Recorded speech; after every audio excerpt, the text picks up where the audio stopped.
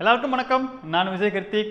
Duty to express our opinion அப்படிங்கிறது ஒவ்வொரு மனிதனும் கடைபிடிக்க வேண்டிய ஒன்று அப்படின்னு நான் நினைக்கிறேன். அதோடைய விளைவு தான் இந்த விஜய் கார்த்திக் கார் அப்படிங்கிற சேனலில் பார்த்துட்டு இருக்கீங்க.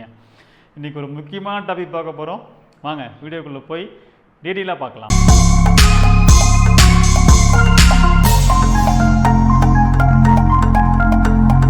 ஹலோ ஹலோ ஹலோ ஹலோ என்ன சொல்லுங்க.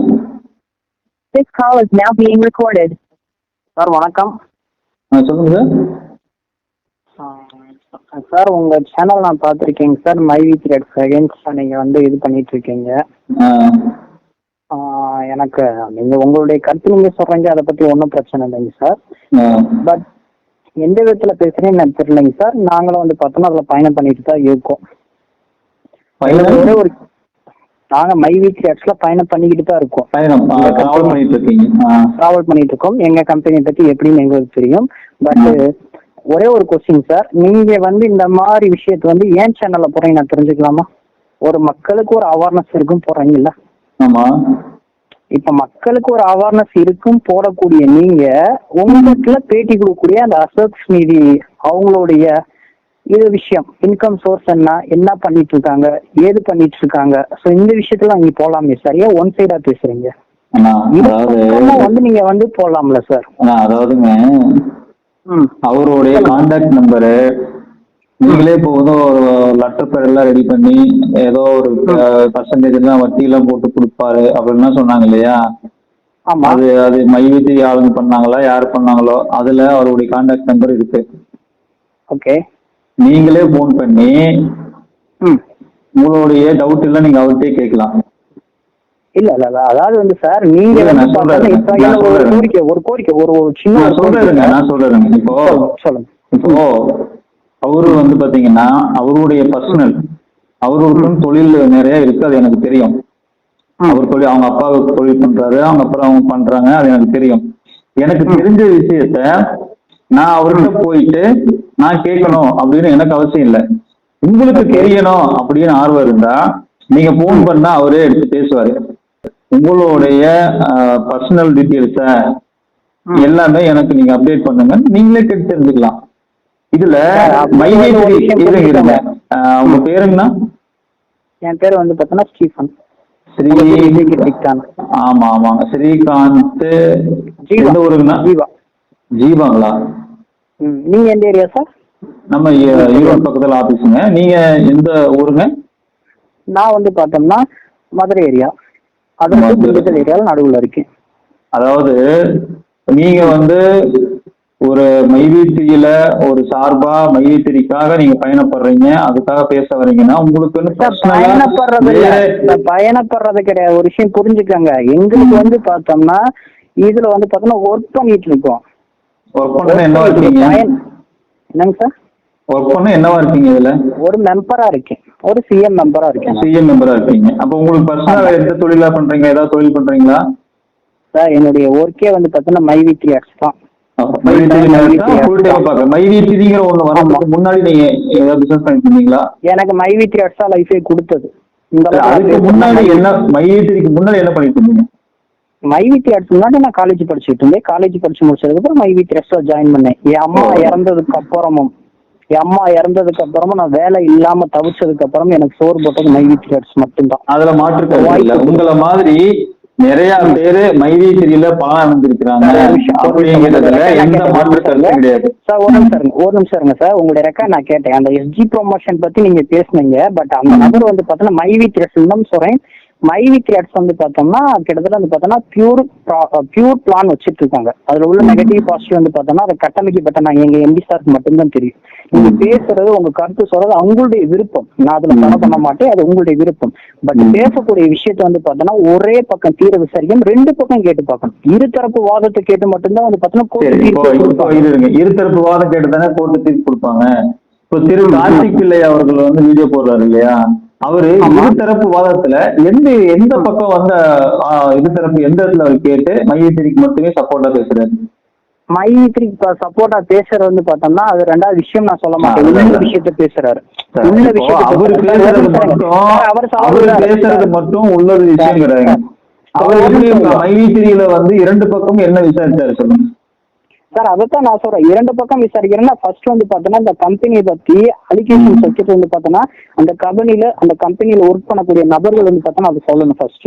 இங்க நாங்க யாரும் அலிகேஷன் பாருங்க, கம்பெனில ஒர்க் பண்றவங்க பெனிஃபிஷரி, நீங்க வந்து பெனிஃபிட் பாக்குறீங்க. அந்த கம்பெனில ஒர்க் பண்றீங்கன்னா அந்த கம்பெனியுடைய நீங்க எம்ப்ளாய் கிடையாது, நீங்க ஒன் ஆஃப் த அந்த கம்பெனியினுடைய என்ன சொல்றது அந்த க்ரோன் மெம்பரா இருக்கக்கூடியவங்க. உங்களுக்கு எத்தனை பேர் இருக்கிறாங்க சார்? நீங்க எப்படி எம்ப்ளாய் இல்லைன்னு சொல்றீங்க, தெரியாம தான் நான் கேட்கறேன்.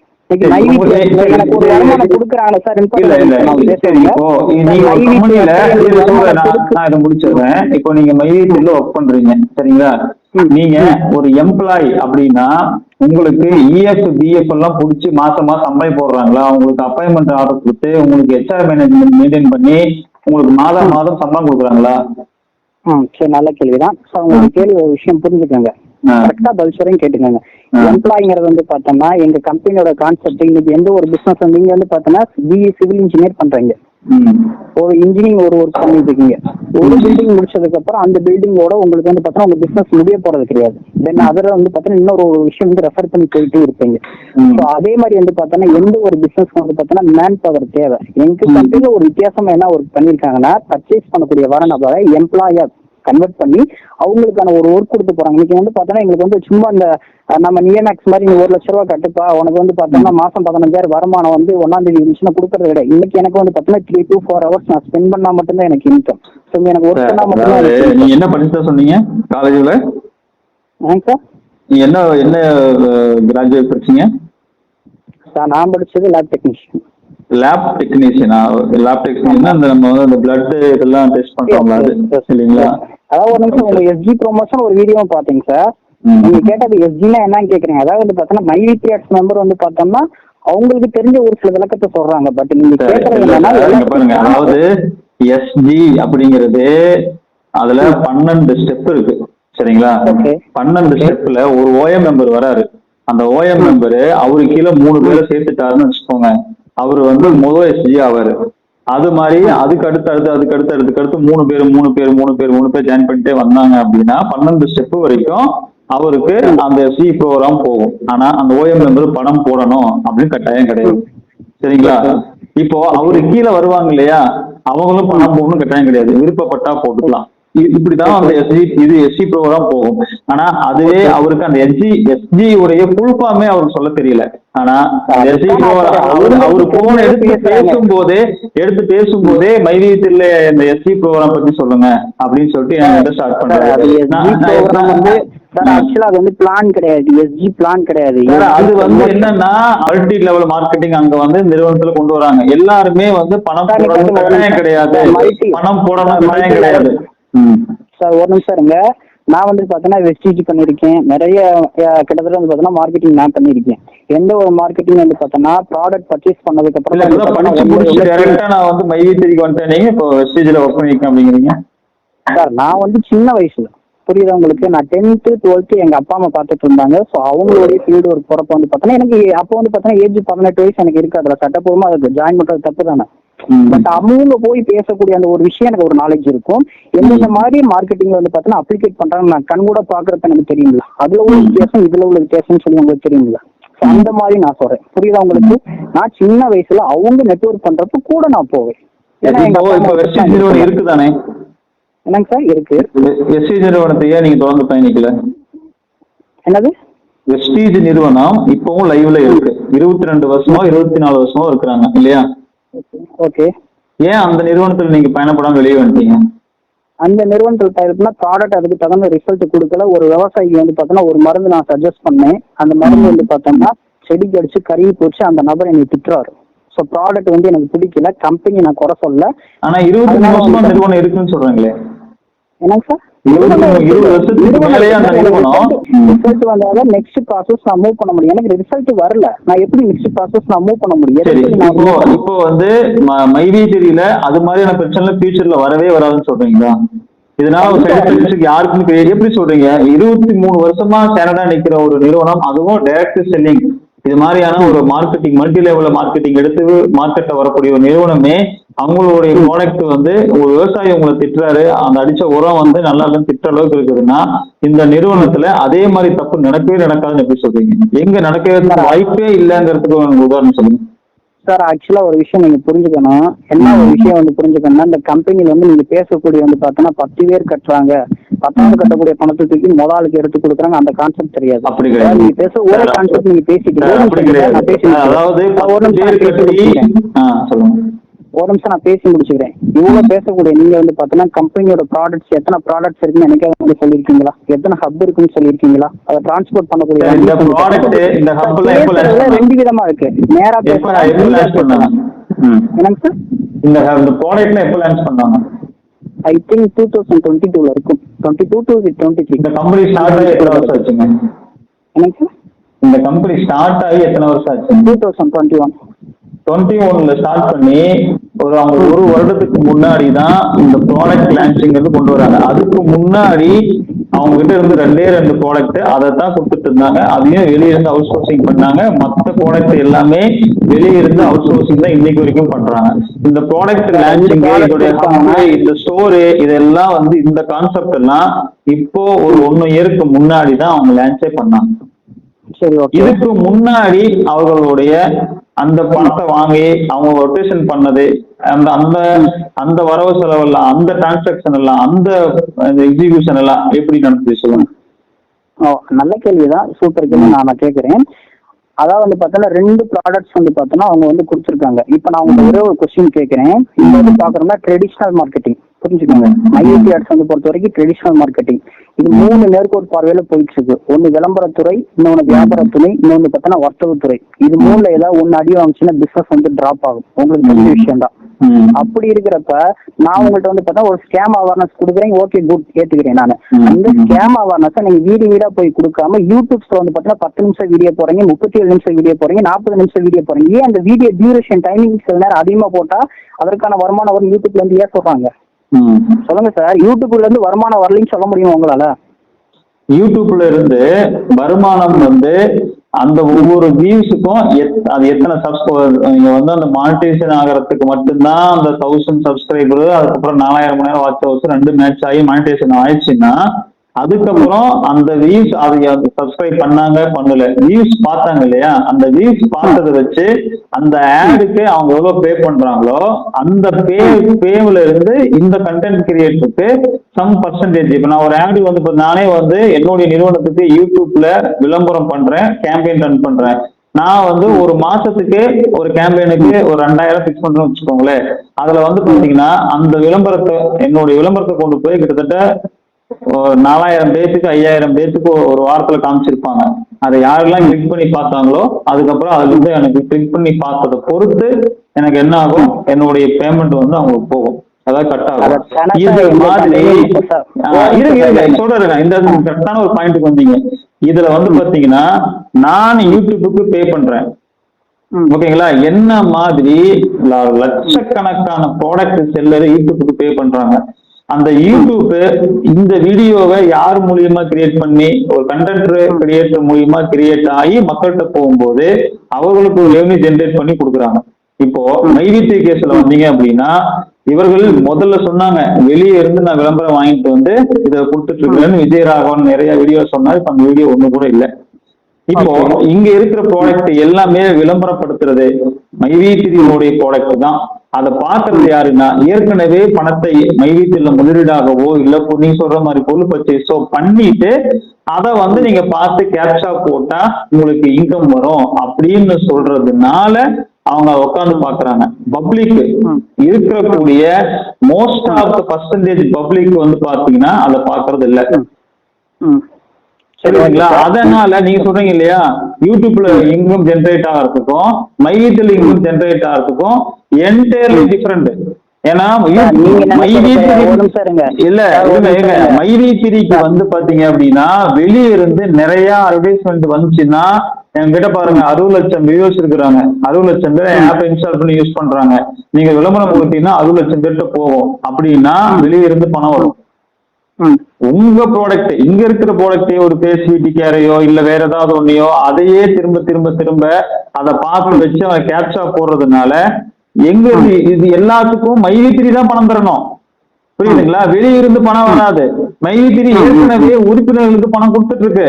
அது போக விளம்பரம் பார்த்தா காசுங்கிற பேர்ல ஆல்ரெடி ஒவ்வொருத்தருக்கும் ஒரு நாளைக்கு ஒரு ப்ரோ மெம்பர்னா 450 ரூபா, 7 பேர் கீழே வந்துட்டாங்கன்னா அதுக்கு 1400 ரூபா, கிட்டத்தட்ட 880 ரூபா ஒரு நாளைக்கு அவங்களுக்கு இன்கம்மா. இதுல இருந்து எத்தனை நாள் கொடுத்தே இருக்க முடியும்? ஜென்ரேஷன் இன்கம் உடைய ஜென்ரேஷன், அதாவது இன்கம் ஜெனரேட் ஆகாம. ஓகே, நீங்க கேட்டதுக்கு நான் விளக்க சொல்றேங்க சார். ஒண்ணும் இல்ல, நீங்க கேட்டது நியாயமானதான். ஒரே ஒரு விஷயம் புரிஞ்சுக்கோங்க, ஒரு பார்வைய ஒரே ஆங்கிள் பார்த்தாதான் தப்பு. நீங்க இந்த அளவுக்கு யோசிக்க, நீங்க ஒரு மிகப்பெரிய ஒரு மார்க்கெட்டிங் பிசினஸ் கட்டணிக்குள்ள அதெல்லாம் யோசிப்பாங்க. நீங்க கேக்குறது டெக்னிக்கலா நான் ஒரு ஆன்சர் உங்களுக்கு சொன்னேன் இல்லையா? எனக்கு அவங்க யோசிச்சிருப்பாங்க, அதெல்லாம் சொல்ல வேண்டாம். எனக்கு டெக்னிக்கலா விளம்பரம் பார்க்கறது மூலியமா அது நீங்க பேச போறீங்க, நான் குறுக்கிட மாட்டேன். நான் என்ன சொல்றேன்னா, ஏதோ நீங்க சொல்ல வேண்டாம். மைவி3 கரெக்டா புல்லட் பாயிண்ட் அடிங்க. மைவி3 விளம்பரம் பார்க்கறது மூலியமா எப்படி வருமானம்? என்னங்க சார், நான் அடிக்கிறேன், நான் சொல்றேன் கேட்டுக்கீங்களா? மைவி3யோட ரெவென்யூ சோர்ஸ் என்னன்னு சொல்றேன் கேட்டுக்கோங்க. அது வந்து பார்த்தோம்னா இருக்கக்கூடிய சோர்ஸஸ். இன்னைக்கு வந்து பார்த்தோம்னா யூடியூப் மூலியமா ஒரு இன்கம் ஜென்ரேட் ஆகாது உண்மைனா, இங்க வந்து பார்த்தோம்னா நாங்க கிட்டத்தட்ட வந்து பார்த்தோம்னா எக்ஸ்ட்ரா டைம் நாங்க வந்து பார்த்தோம்னா இங்க இது பண்ணிட்டு இருக்கோம். நாங்க வந்து மைவி3 அப்ளிகேஷன்ல வந்து பார்த்தோம்னா நாங்க இது பண்ணிட்டு இருக்கோம், பார்த்துட்டு இருக்கோம். ஸோ எங்களுடைய டைமிங் வந்து பார்த்தோம்னா அதுல கொடுத்து ஸ்பெண்ட் பண்றோம். ஸோ இதோட வந்து பார்த்தோம்னா அந்த டேட்டா ஜிபி வந்து பார்த்தோம்னா கன்வெர்ட் பண்ணுவாங்க. இது பொய்ன்னு சொன்னா இன்ஸ்டா, ஃபேஸ்புக்ல வந்து பார்த்தோன்னா அவங்களுடைய ஆப் வந்து பார்த்தோன்னா சில நேரம் சர்வர் ப்ராப்ளத்தினால லாக் பண்றதுக்கோ 10,000 கோடிக்கணக்கான ரூபாய் வந்து அடியாகுதுன்னு சொன்னா அப்ப இது வந்து பொய் தான். அங்க லாஸ் ஆகுது. நீங்க இப்பதானே சொன்னீங்க, என்னை பேச விடுங்க, நான் நோட் பண்ணிக்கிறேன். டேட்டா யூஸ் பண்றதுனால அதனால கம்பெனி வருமானம் வருதுங்கிறீங்க. கண்டிப்பா வரும். நீங்க அப்புறம் எதுக்கு யூடியூப்ல நீங்க எதுக்கு வீடியோ போறீங்க, லைக் பண்ணு, ஷேர் பண்ணு, சப்ஸ்கிரைப் பண்ணி எதுக்கு சொல்றீங்க சார்? ஒரு விஷயம் நீங்க சொன்னதான் நானும் சொல்றேன். அடுத்தவங்க பெய்ட் ஆட்ஸ் வந்து வெளி விளம்பரத்தை வாங்கி போடுறாங்க, ஸோ அதுல ஒரு இன்கம் வருதுன்னா ஓகேன்னு சொல்லி ஏத்துக்கிறீங்க. இங்க என்ன பண்றாங்கன்னா, எங்க கம்பெனிக்கு ஒரு பிசினஸ்க்கு என்ன தேவை? ஹியூமன் மேன் பவர் தேவை. அந்த ஹியூமன் பவர் எங்கள்கிட்ட இருக்கு. ஸோ ஒரு ப்ராடக்ட் வந்து பார்த்தீங்கன்னா லான்ச் பண்ணி இவங்க ஒரு சேனல், சன் டிவி, கேடிவில போடக்கூடிய ஒரு சேனல் வந்து பார்த்தீங்கன்னா இவங்க மைவி3 அப்ளிகேஷன் மூலியமா வச்சு இவங்க போடுறாங்க. ஸோ அவங்க வந்து பார்த்தீங்கன்னா நீங்க சொல்ற மாதிரி கேப்சா டைப் பண்றனால எங்களுக்கு இன்கம் கொடுக்கல. கம்பெனியோட ப்ராடக்ட்ஸ் வந்து நாங்க ப்ரொமோஷன் பண்றனாலதான் எங்களுக்கு இன்கம். புரியுதா உங்களுக்கு? யாருக்கிட்ட ப்ராடக்ட் ப்ரொமோஷன் பண்றீங்க? நிப்பாட்டுங்க.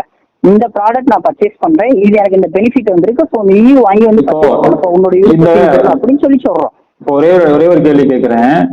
இப்போ இன்டர்நெட்டை யூஸ் பண்ணி அந்த டேட்டா செலவாகிறதுல ஒரு கம்பெனிக்கு வருமானம் வருதுன்னா, எல்லாருக்கும் ஒரு படம் மாதிரி ஒரு 10 மணி நேரம் படத்தை எடுத்து போட்டு எல்லாரும் படத்தை போட்டு பாருங்கப்பா அப்படின்ட்டு டேட்டா யூஸ் பண்ணிட்டு பணத்தை சம்பாதிச்சு போயிடலாமே. எது பார்த்தோம்னா அந்த திரைப்பட உலகத்துக்கு எங்க மைவி3 கிடையாது. சொல்றது மைவி3 ப்ராடக்டே 10 நிமிஷமா இல்ல 5 நிமிஷமாவோ இல்ல ஒரு வீடியோ எடுத்து அதுல கேப்சா போட்டு பண்றதுக்கு டேட்டா செலவாகிறது மூலியமா டேட்டா வந்து இங்க என்ன தீருது. இது மூலியமா மைவி3க்கு வருமானம் வரும் அப்படின்னா, நான் லாங்கா 1 மணி நேரம் ஒரு வீடியோவா எடுத்து இல்ல ஒரு 10 மணி நேரம் வீடியோவா எடுத்து எல்லாரும் போட்டுட்டு பாத்துட்டு இருந்தேன். ஏன்னா டேட்டா வருமானம் வரும்னு சொல்லலாம்ல. நான் அதையே கேட்கிறேன். படங்கிறது எதுல ரிலீஸ் பண்ணுவாங்க? இணையதளத்துல தானே போடுறாங்க. அது ஒரு வீடியோ தானே. நான் சொல்றது படம்னா நான் திரைப்படத்தை சொல்லலைங்க. இப்ப நான் வீடியோ எடுக்கிறேன் வந்து 10 மணி நேரம் ஓட்ட நீங்க தானங்க சொன்னீங்க. இங்க பாருங்க, நான் படம் இப்ப நான் பாருங்க யூடியூப்ல நான் 4 மணி நேரம் வீடியோவும் போடலாம், 10 மணி நேரம் வீடியோவும் போடலாம். ஓகேங்களா? பாக்குறது பார்க்காதது ஆடியன்ஸோடைய அவங்க கையில இருக்கு. இப்போ நீங்க வந்து ஒவ்வொரு சின்ன வீடியோவா எடுத்து விளம்பரமா எடுத்து விளம்பரம் முடிவுல இன்னார் பாக்குறீங்க அப்படிங்கறத கன்ஃபார்ம் பண்ணி, ஏன்னா அவங்க ஆண்கள் விட்டு அந்த பக்கம் போயிட்டாங்கன்னா விளம்பரம் பார்க்க மாட்டாங்க. அப்போ உட்காந்து அவங்க பாக்க நீங்க பாக்குறீங்களா ஆம் அப்படின்னு அமுத்தணும். அதுக்கப்புறம் முடிஞ்சதுக்கு அப்புறம் நீங்க கேப்சா போடணும். ஏன் வைக்கிறீங்க? உங்களுக்கு டேட்டா தீர்ந்தவே பணம் வருது சார். ஒரு நிமிஷம், நீங்க நல்ல கேள்விதான். அதாவது வந்து பார்த்தோன்னா யூடியூப்ல பொறுத்தவரைக்கும் ஸ்கிப் பண்ணிட்டு போவாங்க. இங்க ஸ்கிப்புங்கிற ஒரு வேலை கிடையாது. சோ எப்படி வந்து பார்த்தோம்னா நாங்க வந்து வெளியே போக முடியும். இது ஒரு நிமிஷம், நீங்க கேட்கறதுக்கு நானும் சொல்றேன். ஒரு படத்தை வந்து நீங்க போட்டு டேட்டாவை கன்வெர்ட் பண்ணலாம் சார். படம் வந்து பார்த்தோம்னா ஒரு இணையதளத்துல தான் வெளியிடுறாங்க. உங்க பேர் என்ன சொன்னீங்க சார்? என் பேர் ஜீவா. சரி, ஓகே. ஃபர்ஸ்ட் ஜீவா சார், நான் என்ன உதாரணத்துக்கு படங்கிற வார்த்தை யூஸ் பண்ணேன். இப்போ நான் ஒரு யூடியூபர், ஓகேங்களா? நான் யூடியூப்ல வீடியோ என்னுடைய நீங்க படமும் போடலாம், அவேர்னஸும் போடலாம், எது வேணாலும் போடலாம். வீடியோ எடுத்து போடுறீங்க. நீங்க வந்து போற விதைகள் பாதைகள் வெவ்வேறு விதமா இருக்கலாம். ஆனா போய் சந்திக்கிறது ஒரே கோணம், அது இணையதளம். அந்த இணையதளத்து மூலியமா உங்களுக்கு வருமானம் இருக்க போய் தான் நீங்க இந்த அளவுக்கு இறங்குறீங்க. ஒரே விஷயத்த வந்து ஒரு சமூக ஆர்வலருங்கிறீங்க, ஏதோ ஒரு விஷயம் அவேர்னஸ் கொடுங்க. இந்த ஒரு விஷயத்த வந்து பேசுறது உங்களுடைய இயல்பு, உரிமை, கடமை, பேசுங்க. அதை பத்தி நான் இல்ல. இதே மாதிரி வெவ்வேறு விஷயத்த வந்து நீங்க பேசலாம்ல. அசோக் சினிசால அதான் பண்ணிட்டு இருக்காரு. அவர் வந்து பார்த்தோம்னா கம்பெனி, எங்க கம்பெனி மேல அவர் கொடுத்தது வந்து மோசடி பண்ணிட்டாங்கன்னு கொடுக்க கிடையாது, மோசடி மாதிரி தெரிகிறது.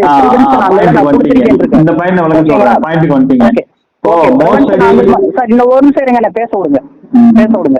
பிரபஞ்சன் ஆங்கில வந்து மாறி தெரிகிறதுன்னு சொல்லி அவர் கொடுத்திருக்காரு.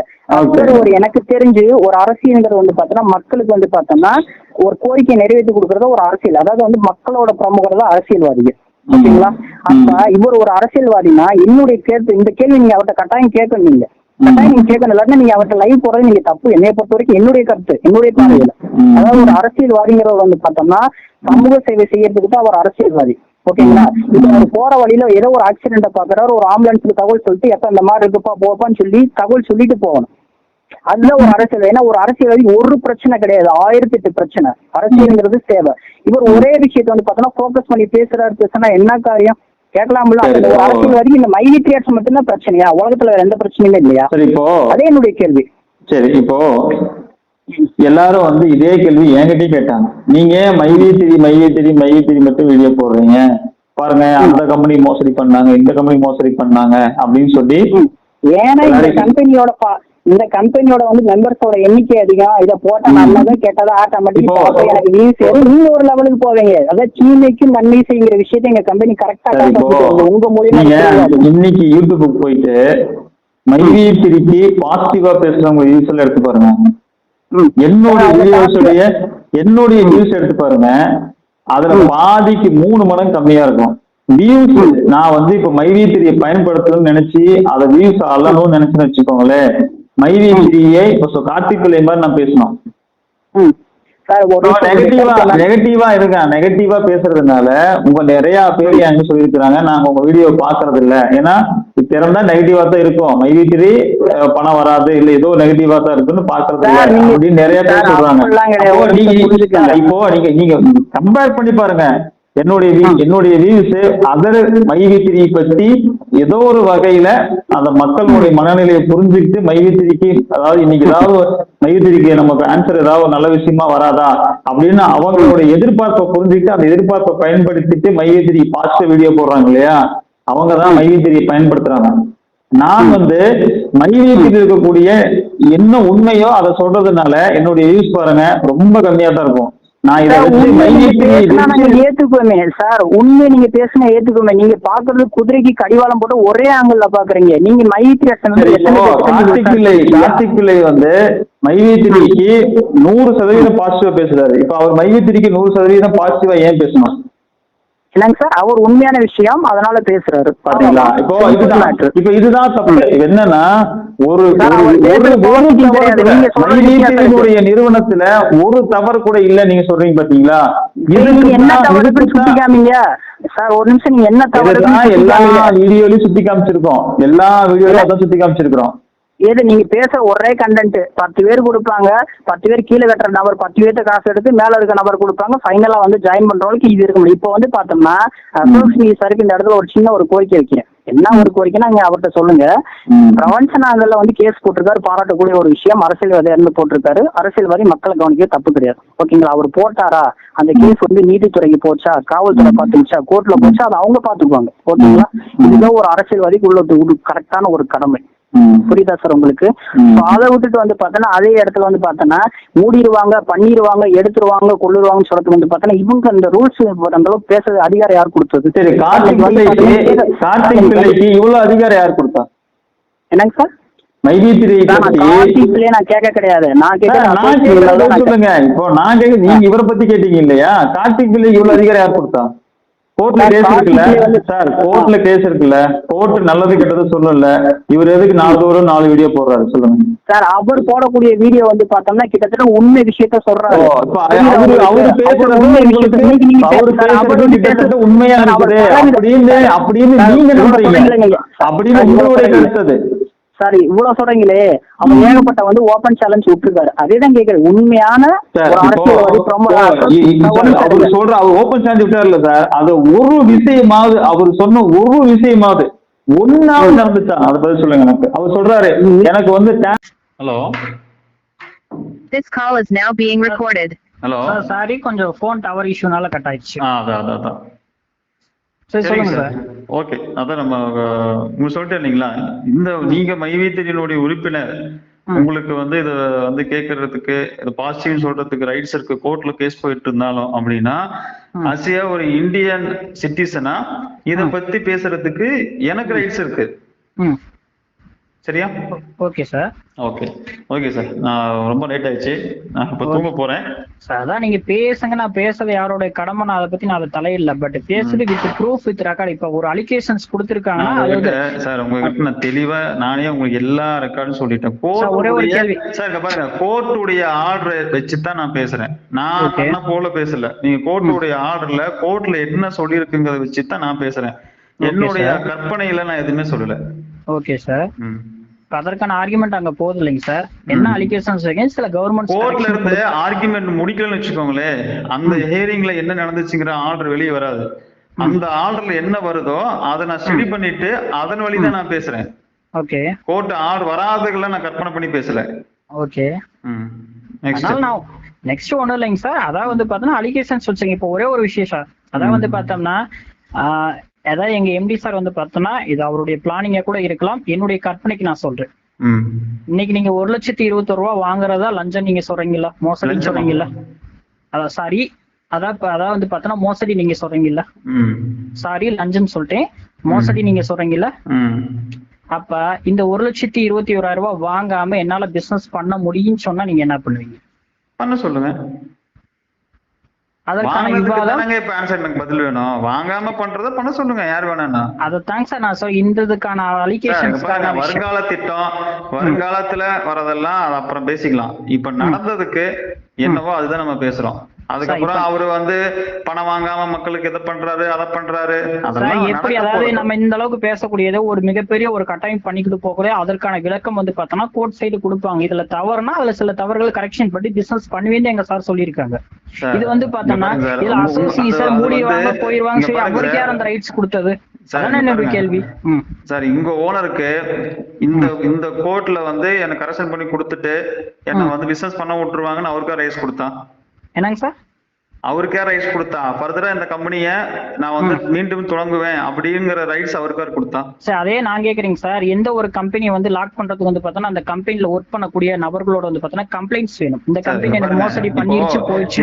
இப்ப எல்லாரும் என்ன பண்றாங்கன்னா, எல்லாரும் இல்லீகலா என்ன பண்றாங்க, ஒரு போதைப் பொருள் வந்து பாருங்க, இவரை வந்து ஒரு போதைப் பொருளை வந்து ஜாஃபர் ஒருத்தர் கைது பண்ணாங்க. அங்க ஒர்க் பண்ற எம்ப்ளாய் யாருமே வந்து கேஸ் கொடுக்கல. போலீஸ் போய் அங்க போய் அவங்க யாரும் அரெஸ்ட் பண்ண மாட்டாங்களா? எங்கேயாவது அலிகேஷன் நடக்குது. உதாரணத்துக்கு நான் சொல்றேன், உதாரணத்துக்கு ஒரு நிறுவனத்துல தப்பு நடக்குது, நிறுவனத்துல இருக்கிறவங்க யாருமே அந்த கம்பெனி மேல கேஸ் கொடுக்கல. அப்படிலாம் கிடையாது. ஒருத்தர் மேல சந்தேகப்பட்டுச்சுன்னா நம்மளுடைய நாடு, நம்மளுடைய காவல்துறை அவங்க மேல ஸ்லோ மோட்டோவா வந்து ஆக்ஷன் எடுக்கும். புரியுதுங்களா? ஸ்லோ மோட்டோல சத்தியமா சொல்ல முடியாது சார். ஸ்லோ மோட்டோனா என்னது சார்? இது ஸ்லோ மோட்டோ இல்ல, அசோக் நீதியோட பிரஷர். நீங்க என்ன வேணாலும் யூடியூப்ல பேசுறது. அசோக் நீதியோட பிரஷர்ல கோர்ட்டே இயங்குமா?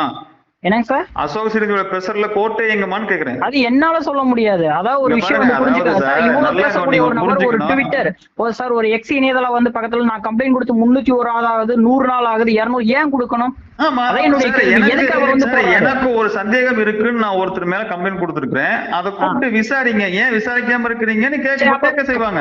அப்ப நான் தான் கேக்குறேன். அப்ப வந்து ஜனவரி மாசம் எஃப்ஐஆர் போட்டாங்க. அப்ப எஃப்ஐஆர் போட்டது அது வந்து பார்த்தோன்னா இவர் சொல்ற கருத்துக்கே நான் ஒரு ஸ்லோ மோட்டாவே எடுத்துட்டாங்கன்னு வச்சுக்கலாம். ஸ்லோ மோட்டா எடுத்துக்கூடிய ஒரு நபர் அரசாங்கத்துக்கு தெரியப்படுத்திட்டு அவர் வேலையை பார்க்கலாம்ல. இதுதான் நடக்கும், இதுதான் போகும், இதுதான் வரும் அவர் சொல்றதுக்கான ரைட்ஸ் யார் கொடுத்தது? அப்ப என்ன ஒரு அரசியல் வந்து பண்ணிட்டு இருக்காரு? ஒரு இடத்துல தப்பு நடக்குது அப்படின்னு சொல்லிட்டு நம்ம சுட்டி காட்டுறோம். சுட்டி காட்டுறது அவங்களுடைய ஒர்க் மொழியிலயோ வேற ஏதாவது ஒரு அஜாக்கிரதையிலயோ அவங்க வந்து கவனிக்காம இருக்காங்க வச்சுக்கோங்க, இது பெரிய விளைவா நாளைக்கு ஒரு பெரிய குற்றமா போய் நிக்க போகுதுங்க. அது என்னன்னு விசாரிங்கன்னு மறுபடியும் இடிபிரசர் கொடுக்கல, என்ன தப்பு சார்? அது வந்து பார்த்தோம்னா அவங்க அப்ப அரசாங்கம் வந்து பார்த்தோம்னா அப்ப அவங்க சும்மா விட்டுருவாங்களா? அப்ப அரசாங்கம் வந்து பார்த்தோன்னா கம்ப்ளைண்ட் கொடுத்து எல்லாத்தையும் தூக்கி போறாங்க நீங்க சொல்றீங்களா? எந்த ஒரு கம்ப்ளைண்ட் ஆக்ஷன் எடுக்காம தூக்கி போறாங்க நீங்க சொல்றீங்களா? சொல்லுங்க. உங்களுடைய கேள்விக்கு நான் கேக்குறேன். இப்ப நீங்க என்ன சொன்னா, இப்ப வந்து அசோக் நீதி கொடுத்த கம்ப்ளைண்ட் வந்து பார்த்தோன்னா அரசாங்கம் ஆக்ஷன் எடுக்காம வந்து பார்த்தோன்னா ஓரமா போட்டாங்க. சரி, அப்ப அதே மாதிரி தான் எல்லா கம்ப்ளைண்ட் அரசாங்கம் பண்றாங்களா? அப்ப அரசாங்கம் மேல குற்றச்சாட்டு நீங்க வச்சீங்களா? சரியில்லை. அசோக் கொடுத்த கம்ப்ளைண்ட்டுக்கு இவரை போய் அரெஸ்ட் பண்ணல. இப்ப சரண்டர் ஆனார் இல்லையா, பெயில் கேன்சல் ஆகல, பெயில் கொடுக்க முடியாது, அதாவது பெயில கேன்சல் பண்ண முடியாது அப்படின்னு சொன்னாங்க இல்லையா, அது அசோக் கொடுத்த வழக்குக்கு இல்ல. அசோக் கொடுத்து நீங்க முதலே சொல்லிட்டீங்க. என்னுடைய கொஸ்டின் என்னன்னா, அந்த வழக்கெல்லாம் விட்டு தள்ளுங்க. என்னுடைய ஒரே கொஸ்டின் என்னன்னா, அவர் கவர்மெண்ட்டுக்கு தெரியப்படுத்திட்டு நல்ல விஷயம், அரசியல்வாதியே ஒரு விஷயம் பண்ணிருக்காரு, ஓகே. அதுக்கு அடுத்து வந்து பார்த்தா நீதித்துறையும் முடிவு கொடுக்கணும். இங்க இருக்கிற மக்கள் தொகையில இந்தியா வந்து இன்னைக்கு வேர்ல்ட்ல நம்பர் ஃபர்ஸ்ட் மக்கள் தொகையில இருக்கு, ஓகேங்களா? காவல்துறைக்கு நிறைய வேலை இருக்கு, இது ஒரு வேலை மட்டும் கிடையாது. அந்த கேப்ல இவங்க போய் இந்த கேஸை எடுத்து பண்ணுங்க, இதுக்கு தாமதிக்காதீங்க அப்படின்னு சொல்லத்தான் செய்வாங்க. ஓகே. அப்ப மத்த கேஸ் அப்ப மைவி 3 கேஸ் மட்டும் தான் அரசாங்கத்து முக்கிய கேஸ், மத்த எதுவுமே கிடையாது நீங்க சொல்றீங்க. அப்ப இதே கேஸ் நான் ஒரு வழக்கு கொடுக்குறேன், நான் கொடுத்த வழக்கு போய் எடுத்து பாருங்க, எனக்கு என்னென்ன ஆன்சர் தெரியணும், நான் அதை முன் வந்து வழக்கு கொடுத்துருக்கேன், எனக்கு என்னன்னு தெரியணும் அப்படின்னு நான் கொடுத்த வழக்கு தானே கேட்க முடியும். இப்ப எப்படி நீங்க ஸ்லோ மோட்டோன்னு சொன்னீங்க? நான் கொடுத்த வழக்கு எடுத்து பாருங்க நீங்க சொல்றீங்க. இப்ப அது